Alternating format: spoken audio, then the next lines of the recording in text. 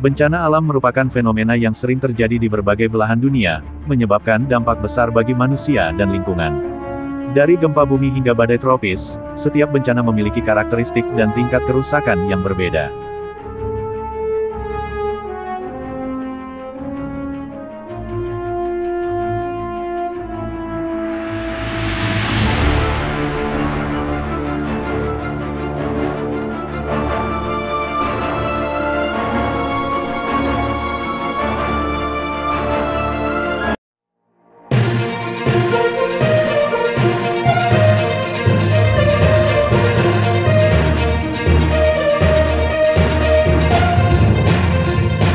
Satu, Gempa bumi. Gempa bumi adalah salah satu bencana alam yang paling sering terjadi dan memiliki dampak besar terhadap kehidupan manusia. Gempa bumi terjadi akibat pergerakan lempeng tektonik di dalam kerak bumi, yang menghasilkan getaran atau gelombang seismik yang bisa merusak bangunan, infrastruktur, dan menyebabkan korban jiwa. Beberapa wilayah di dunia yang sering mengalami gempa bumi adalah cincin api Pasifik, yang mencakup Jepang, Indonesia, Filipina, Selandia Baru, dan negara-negara di sepanjang pantai barat Amerika. Wilayah ini merupakan pertemuan beberapa lempeng tektonik aktif, seperti lempeng Pasifik, lempeng Eurasia, dan lempeng Indo-Australia. Salah satu gempa bumi paling dahsyat dalam sejarah modern adalah gempa bumi Tohoku, Jepang, pada tanggal 11 Maret tahun 2011, yang berkekuatan 9,0 magnitudo. Gempa ini tidak hanya mengguncang daratan Jepang tetapi juga memicu tsunami besar yang menghantam wilayah pesisir. Dampaknya sangat luas, termasuk kehancuran lebih dari 120.000 bangunan, kematian sekitar 16.000 orang, serta menyebabkan bencana nuklir di pembangkit listrik tenaga nuklir Fukushima Daiichi, yang bocor akibat tsunami. Selain Jepang, Indonesia juga sering mengalami gempa bumi besar. Gempa bumi dan tsunami di Aceh pada tanggal 26 Desember tahun 2004 menjadi salah satu bencana paling mematikan dalam sejarah, dengan kekuatan mencapai 9,1-9,3 magnitudo. Gempa ini terjadi di dasar Laut Samudra Hindia dan menghasilkan tsunami yang menghancurkan pesisir Aceh, Sri Lanka, Thailand, dan beberapa negara lain. Diperkirakan lebih dari 230.000 orang meninggal, membuatnya menjadi salah satu bencana alam terburuk sepanjang sejarah. Untuk mengurangi dampak gempa bumi, berbagai negara kini menerapkan teknologi sistem peringatan dini dan bangunan tahan gempa. Jepang, misalnya, memiliki sistem peringatan dini yang mampu mengirimkan peringatan beberapa detik sebelum gempa terjadi, sehingga masyarakat bisa segera berlindung. Selain itu, teknik konstruksi bangunan di Jepang juga sudah disesuaikan agar mampu menahan getaran gempa besar. Di Indonesia, pemerintah dan lembaga penelitian seperti BMKG, Badan Meteorologi, Klimatologi, dan Geofisika terus berupaya meningkatkan pemantauan gempa serta edukasi masyarakat mengenai cara menyelamatkan diri saat terjadi gempa. Masyarakat juga dianjurkan untuk mengenali zona rawan gempa, membangun rumah dengan struktur tahan gempa, serta memahami tindakan evakuasi yang benar guna mengurangi risiko korban jiwa. 2. Tsunami. Tsunami adalah gelombang laut raksasa yang biasanya disebabkan oleh gempa bumi bawah laut, letusan gunung berapi, atau longsor di dasar laut. Tsunami dapat bergerak dengan kecepatan hingga 800 km per jam, hampir secepat pesawat jet, dan saat mencapai daratan, gelombang ini dapat mencapai ketinggian puluhan meter, menghancurkan apa saja di jalurnya. Salah satu tsunami paling mematikan dalam sejarah terjadi pada tanggal 26 Desember tahun 2004 di Samudra Hindia. Gempa bumi berkekuatan 9,1-9,3 magnitudo di dasar laut dekat lepas pantai Aceh menyebabkan tsunami yang menghantam Indonesia, Thailand, Sri Lanka, India, dan beberapa negara lainnya. Gelombang tsunami mencapai 30 meter di beberapa wilayah, meluluhlantakkan kota-kota pesisir dan menewaskan lebih dari 230.000 orang. Selain tsunami Aceh, Jepang juga mengalami bencana serupa pada tanggal 11 Maret tahun 2011 akibat gempa bumi Tohoku. Tsunami yang dihasilkan mencapai ketinggian lebih dari 10 meter dan menyebabkan kehancuran besar di wilayah pesisir timur Jepang. Salah satu dampak paling serius adalah kerusakan pembangkit listrik tenaga nuklir Fukushima Daiichi, yang mengalami kebocoran radiasi akibat hantaman air laut. Di Indonesia, tsunami juga pernah terjadi akibat letusan gunung berapi. Salah satu contohnya adalah tsunami yang disebabkan oleh letusan Gunung Krakatau pada tahun 1883. Letusan dahsyat ini mengakibatkan sebagian besar Pulau Krakatau hancur dan runtuh ke laut, memicu tsunami setinggi lebih dari 40 meter yang menghantam pesisir Jawa dan Sumatera, menewaskan lebih dari 36.000 orang. Lebih baru, pada tanggal 22 Desember tahun 2018, tsunami terjadi di Selat Sunda akibat longsoran bawah laut yang dipicu oleh aktivitas erupsi Gunung Anak Krakatau. Tsunami ini datang tanpa didahului gempa bumi, sehingga tidak ada peringatan dini yang efektif. Akibatnya, lebih dari 400 orang meninggal, ribuan lainnya luka-luka, dan banyak bangunan hancur di pesisir Banten dan Lampung. Untuk mengurangi dampak tsunami, banyak negara telah memasang sistem peringatan dini yang mendeteksi gempa bumi bawah laut dan perubahan permukaan air laut. Jepang dan Amerika Serikat memiliki buoy tsunami di Samudra Pasifik yang dapat mendeteksi perubahan tekanan air dan mengirimkan peringatan dini ke pusat pemantauan. Indonesia juga telah mengembangkan sistem peringatan dini tsunami bernama INATUS, Indonesia Tsunami Early Warning System, yang dikelola oleh BMKG. Sistem ini terdiri dari sensor gempa, tide gauge, pengukur pasang surut, dan buoy di lautan yang dapat mendeteksi tsunami lebih cepat. Namun, tantangan terbesar adalah bagaimana memastikan peringatan dini ini dapat diterima oleh masyarakat dengan cepat dan akurat, terutama di wilayah pesisir yang berisiko tinggi. Selain teknologi, edukasi dan latihan evakuasi juga menjadi faktor penting dalam mengurangi risiko tsunami. Negara-negara seperti Jepang rutin melakukan simulasi evakuasi tsunami di sekolah dan tempat kerja.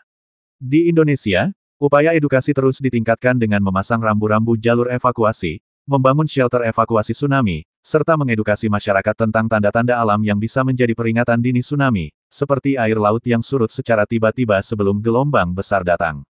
Meskipun tsunami adalah bencana yang tidak bisa dicegah, kesiapsiagaan yang baik dapat menyelamatkan banyak nyawa. Dengan sistem peringatan dini yang lebih canggih, pemetaan wilayah rawan, serta kesadaran masyarakat yang tinggi, dampak dari tsunami dapat diminimalkan di masa depan. 3. Badai dan topan. Badai tropis adalah salah satu bencana alam yang sering melanda berbagai wilayah di dunia, terutama di daerah pesisir yang berbatasan dengan lautan luas. Badai ini dikenal dengan berbagai nama, seperti hurricane di Amerika, tipun di Asia Timur, dan siklone di wilayah Samudra Hindia dan Australia.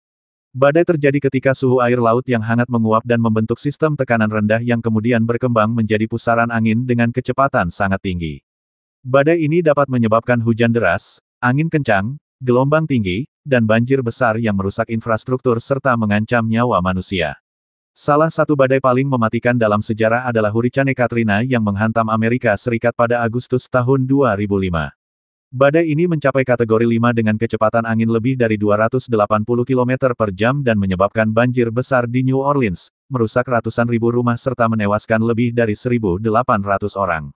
Akibatnya, kota ini mengalami kerusakan parah, dengan total kerugian mencapai lebih dari 125 miliar dolar, menjadikannya salah satu bencana alam paling mahal dalam sejarah AS. Di Asia, Tipun Haiyan Yolanda pada 2013 adalah salah satu badai terkuat yang pernah tercatat, dengan kecepatan angin mencapai 315 km per jam.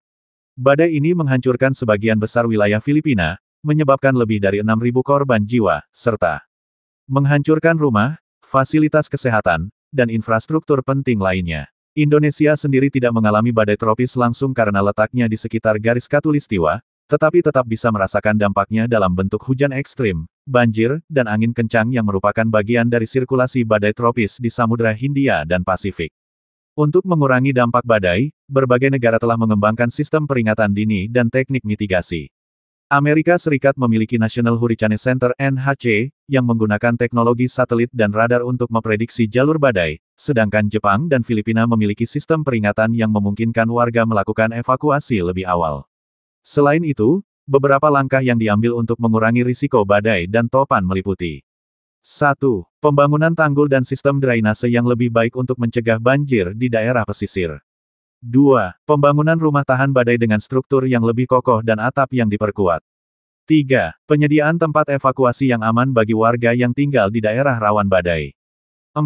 Edukasi dan latihan evakuasi agar masyarakat lebih siap menghadapi badai. Meskipun badai dan topan tidak dapat dicegah, dengan sistem mitigasi yang lebih baik, dampaknya bisa diminimalkan untuk melindungi lebih banyak nyawa dan aset. 4. Gunung meletus. Letusan gunung berapi adalah salah satu bencana alam yang dapat menyebabkan dampak besar bagi manusia dan lingkungan.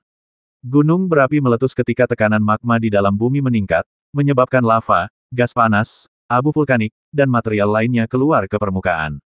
Dampak dari letusan gunung berapi bisa sangat luas, termasuk hujan abu, awan panas, banjir lahar, serta gangguan iklim global jika erupsi cukup besar.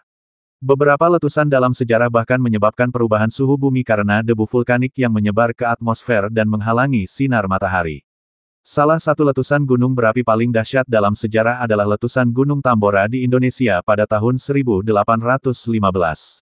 Letusan ini merupakan yang terbesar dalam catatan sejarah modern, dengan kekuatan mencapai VEI 7 Volcanic Explosivity Index. Abu vulkaniknya menyebar ke seluruh dunia dan menyebabkan tahun tanpa musim panas pada 1816, di mana suhu global turun drastis dan menyebabkan gagal panen serta kelaparan di berbagai negara. Diperkirakan lebih dari 71.000 orang meninggal akibat letusan dan dampak tidak langsungnya. Gunung berapi lainnya yang terkenal dengan letusannya adalah Gunung Krakatau, yang meletus pada tanggal 27 Agustus tahun 1883. Ledakan ini terdengar hingga ribuan kilometer jauhnya dan menciptakan tsunami setinggi 40 meter yang menghantam pesisir Jawa dan Sumatera, menewaskan lebih dari 36.000 orang. Letusan ini juga menyebabkan perubahan iklim global sementara, dengan suhu bumi turun sekitar 1,2 derajat Celcius selama beberapa tahun setelahnya. Di era modern, letusan Gunung Merapi di Indonesia sering menjadi perhatian karena lokasinya yang dekat dengan pemukiman padat. Letusan besar pada 2010 menewaskan lebih dari 300 orang dan menyebabkan lebih dari 300.000 warga harus mengungsi.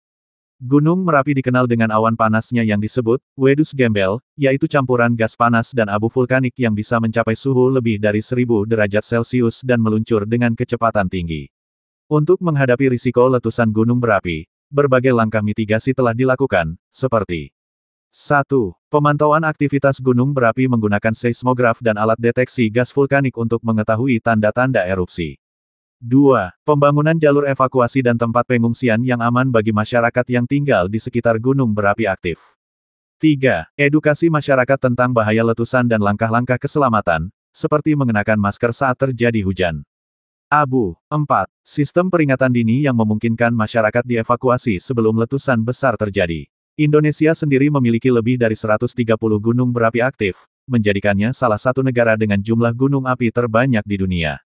Oleh karena itu, mitigasi bencana letusan gunung berapi menjadi prioritas utama bagi pemerintah dan lembaga terkait seperti PVMBG, Pusat Vulkanologi dan Mitigasi Bencana Geologi. Dengan pemantauan yang lebih baik dan kesiapsiagaan masyarakat, risiko akibat letusan gunung berapi dapat dikurangi, meskipun bencana ini tidak dapat dicegah sepenuhnya. 5. Kekeringan dan kebakaran hutan. Kekeringan dan kebakaran hutan adalah bencana alam yang sering terjadi di berbagai belahan dunia, terutama di daerah yang memiliki musim kemarau panjang atau kondisi iklim ekstrim. Kekeringan terjadi ketika suatu wilayah mengalami curah hujan yang sangat sedikit dalam jangka waktu yang lama, menyebabkan penurunan ketersediaan air untuk pertanian, konsumsi manusia, dan ekosistem. Sementara itu, kebakaran hutan sering kali dipicu oleh kondisi kekeringan yang membuat vegetasi menjadi sangat kering dan mudah terbakar. Kekeringan, penyebab dan dampaknya.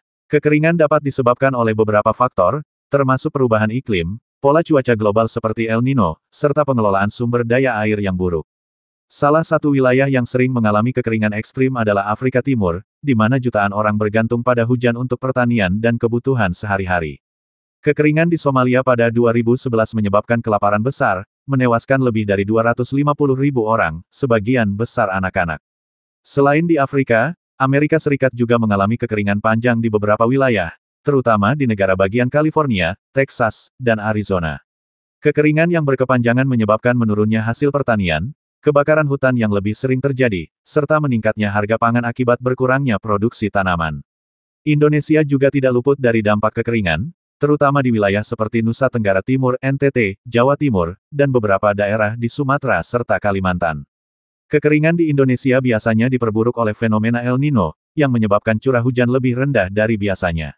Dampaknya meliputi kekurangan air bersih, gagal panen, dan meningkatnya risiko kebakaran hutan. Kebakaran hutan, penyebab dan akibatnya. Kebakaran hutan dapat terjadi secara alami akibat sambaran petir atau letusan gunung berapi, tetapi sebagian besar disebabkan oleh aktivitas manusia, seperti pembakaran lahan untuk pertanian atau kelalaian dalam membuang puntung rokok.